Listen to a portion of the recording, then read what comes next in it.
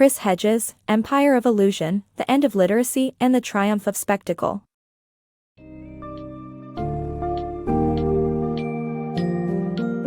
Embark on an eye-opening journey through Chris Hedges' Empire of Illusion, The End of Literacy and the Triumph of Spectacle, a powerful examination of how illiteracy and mass media spectacle are shaping American society.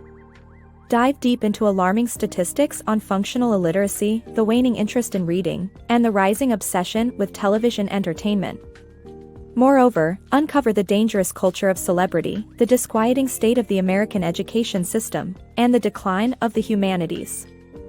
Finally, explore the influence of positive psychology, the role of America's military spending in the economic crisis, and the pervasive impact of corporations on everyday life.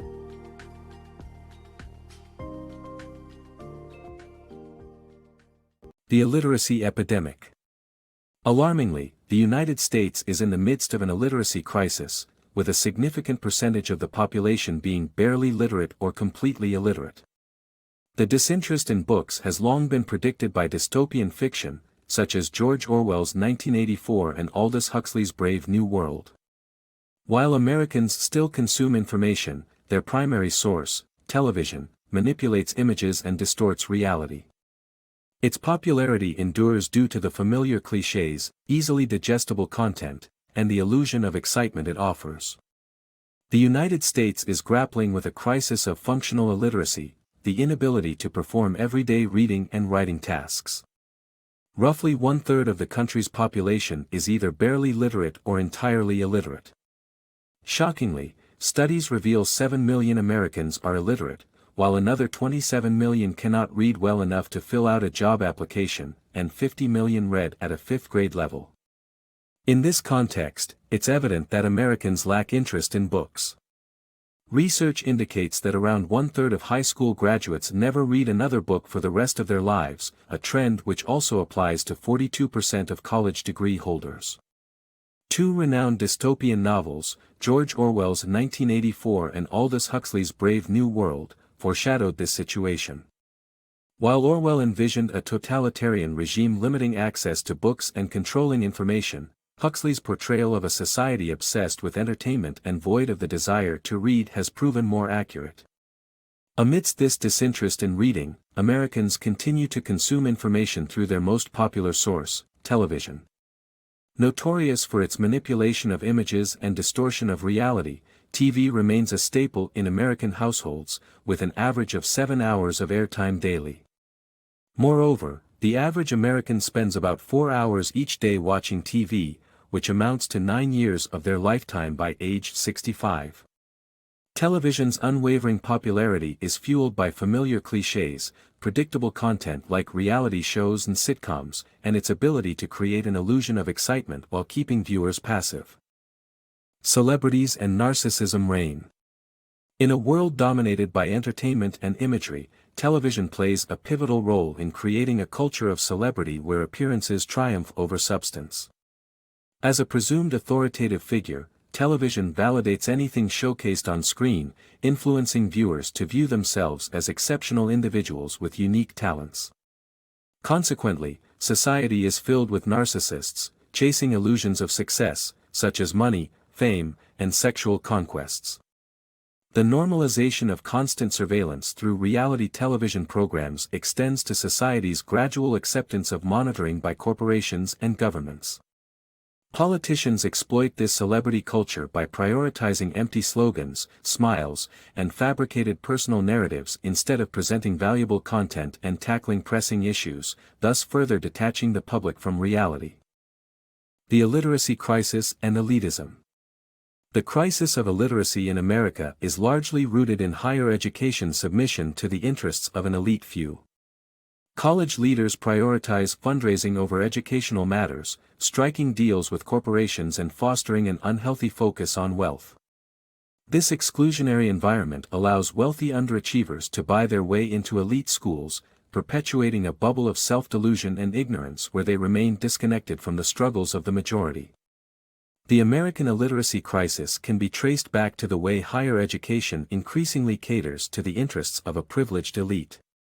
Instead of focusing on educational matters, college presidents spend significant portions of their time and energy on fundraising. This results in numerous profitable agreements with major corporations. A striking example is the University of California at Berkeley, where Coca-Cola has a monopoly on the soft drinks served at football games, and British Petroleum secured a $500 million deal to utilize the school's research facilities. This undue focus on wealth extends beyond corporate partnerships. At institutions like Berkeley, dormitory assignments are based on family income, separating students by their financial status. Elite schools emphasize traditional elitism, even when it means admitting underperforming students. Furthermore, these institutions only need to adhere to racial diversity standards, leaving them free to charge exorbitant tuition fees that effectively shut out the working class. In this environment, those with wealth and influence, like George W. Bush, can buy their way into prestigious schools such as Andover, Yale, and Harvard. Consider Harvard's Z-list, a waiting list for 50 academically borderline but affluent applicants, many of whom share a common bond, a parent who attended Harvard. This system creates an insulated world in which elites can live in perpetual self-delusion. Surrounded by their peers at school, work, and even within gated communities, they seldom experience differences of opinion or challenge their place in society. Shielded from the realities of inequality, these individuals remain oblivious to the very crisis their wealth and privilege perpetuate. The perilous decline of humanities. The American education system's shift in focus from humanities to career-oriented programs has led to a significant decline in interest in these disciplines. This change not only affects the students but also has deep consequences for the nation's economy and politics. The growing disregard for humanist education propagates a lack of moral and cultural values, creating a generation of power holders more akin to risk-averse, rule-bound bureaucrats than visionaries capable of addressing complex societal challenges. In the United States, the emphasis on post-secondary education has progressively shifted from an avenue to broaden the mind to a mere stepping stone for securing employment. Consequently, the humanities have lost their standing in American colleges, with the number of graduates having since the 1960s. Meanwhile, business-oriented programs have flourished, growing from 13% of undergraduates in 1970 to 21% today. This shift mirrors the transformation in student interests and mentalities, as they increasingly view education as a means of career preparation. Consequently, the focus on skill acquisition usurps the emphasis on ethics and cultural preservation. For instance, preparing an individual for managing investment trust simply involves teaching requisite skills, with no need for debating existential or humanist issues integral to building moral character. The ongoing neglect of the connections between morality and power is dangerous. It fosters a culture that values consumption and management techniques over compassion and wisdom, ultimately leading to an unsustainable societal trajectory. The current state of affairs casts doubt on the ability of America's elite to navigate pressing crises. The erosion of humanities in education is paving the way for generation after generation of timid, rule-bound bureaucrats, and managerial experts, the very individuals that currently occupy positions of power in Congress and Wall Street. These leaders, who failed to anticipate and manage the most recent financial crisis, will ultimately shape alternative futures bereft of creative solutions and ethical considerations. The delusion of positive psychology. Positive psychology, a popular concept in American culture, promises happiness through passive focus on desires. By visualizing and believing in what we want, advocates claim it leads to success, relationships, and fulfilling careers. However, this overly optimistic mindset often hinders critical thinking and distracts from reality. In the corporate world, positive psychology can suppress independent thought, valuing harmony over authenticity and potentially impairing the overall workplace environment. The rise of positive psychology in America may appear to offer happiness through passive concentration on our desires. Proponents, such as motivational speaker Tony Robbins, encourage people to visualize and firmly believe in what they want, claiming that this process can lead to material success, love, and fulfilling careers. However, This approach to self-improvement may in reality be hindering critical thinking and fostering self-delusion. By focusing solely on positive outcomes, individuals are discouraged from questioning the structures and issues that contribute to their problems.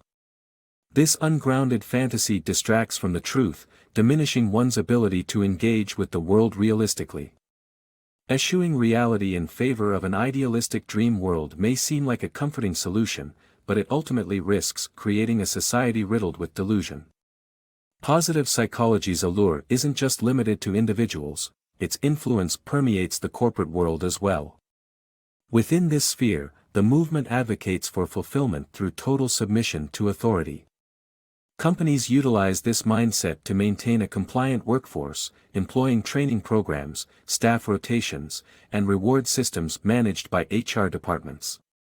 Workers are molded into a happy collective without critical perspectives, pressured to conform to an enforced corporate identity. This environment often results in the suppression of independent thinking, as dissent is viewed as a threat to a company's harmony and happiness. The constant pressure to project false enthusiasm, despite one's genuine feelings, can create a tense and stressful work atmosphere, where maintaining an image takes precedence over authenticity. America's economic spiral. The United States finds itself in a seemingly irreversible downward economic spiral, stemming from its shift from an empire of production to one of consumption. Post-World War II, America held the majority of global gold reserves and manufacturing capacity. However, following the Vietnam War and driven by a desire to maintain a luxurious lifestyle, the nation moved towards becoming a country of consumers. Consequently, the U.S. turned to militarism to combat its financial troubles. This led to an immensely large and expensive global military presence, with spending reaching $623 billion in 2008. To further their military sales, the U.S. formed alliances with countries like Egypt, establishing an annual financial aid system that required them to purchase American military equipment.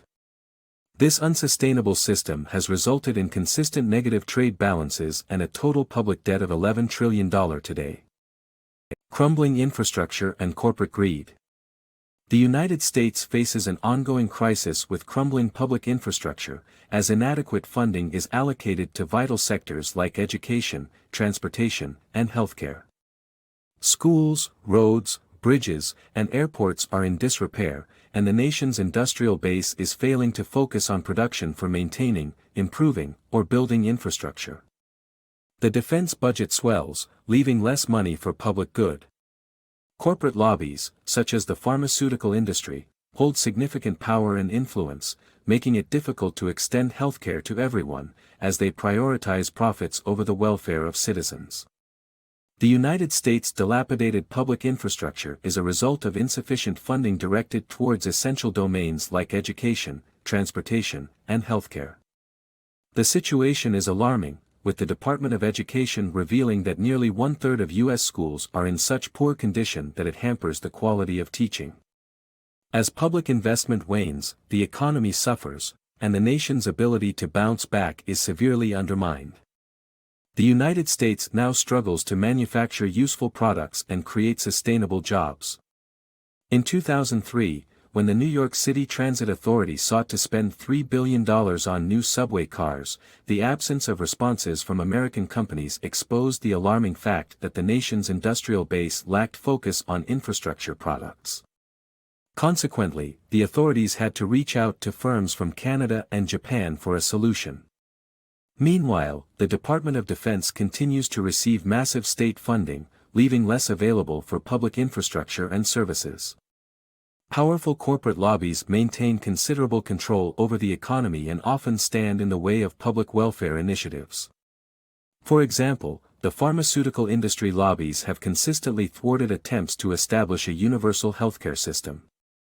These companies fear that if such a system were implemented, it would give the government power to negotiate lower drug prices, ultimately harming their already lucrative business model. Consequently, they work to block any initiatives that may threaten their profits, leaving ordinary citizens to pay the price.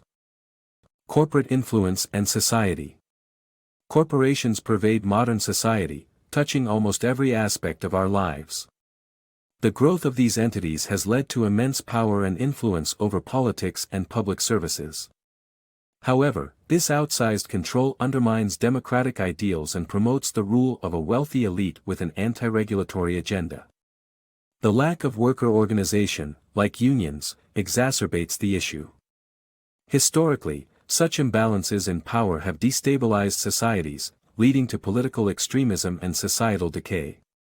Recognizing and addressing this cyclic trend is vital to promoting the common good and preventing further deterioration of the nation's values and morals. A substantial portion of society today is dominated by corporations, affecting numerous aspects of our lives, even extending to public services. With for-profit corporations as independent entities, they are not held accountable to their countries or the workers they employ. They often externalize costs by outsourcing tasks such as manufacturing, finance, and engineering to low-wage workers in different regions globally. American workers, comprising only 8% of unionized private sector employees, lack the organization to fight back against these trends. As corporations continue to expand, they wield incredible control over both major political parties in the United States.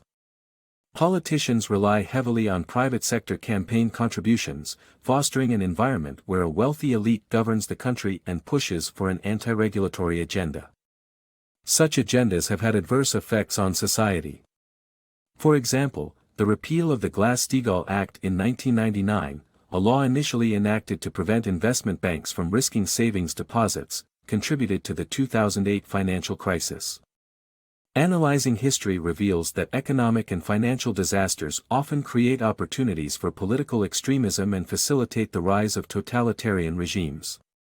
Corruption and political stagnation breed cynicism, disengagement, and anger, eroding the public's faith in the nation and leading to violence. The concept of the common good gradually disappears.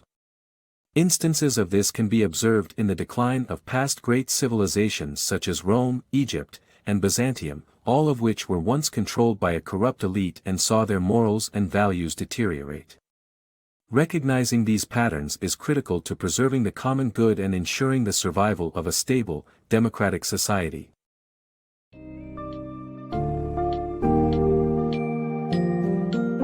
Chris Hedges' Empire of Illusion sheds harsh light on the detrimental effects of illiteracy, media-driven spectacle, and celebrity culture on American society.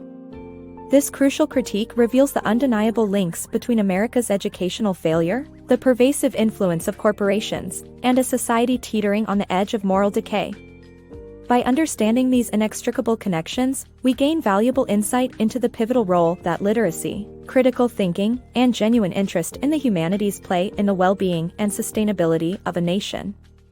As the book's revelations underscore the pressing need for change, we are reminded of the responsibilities we share in building a more equitable and enlightened future.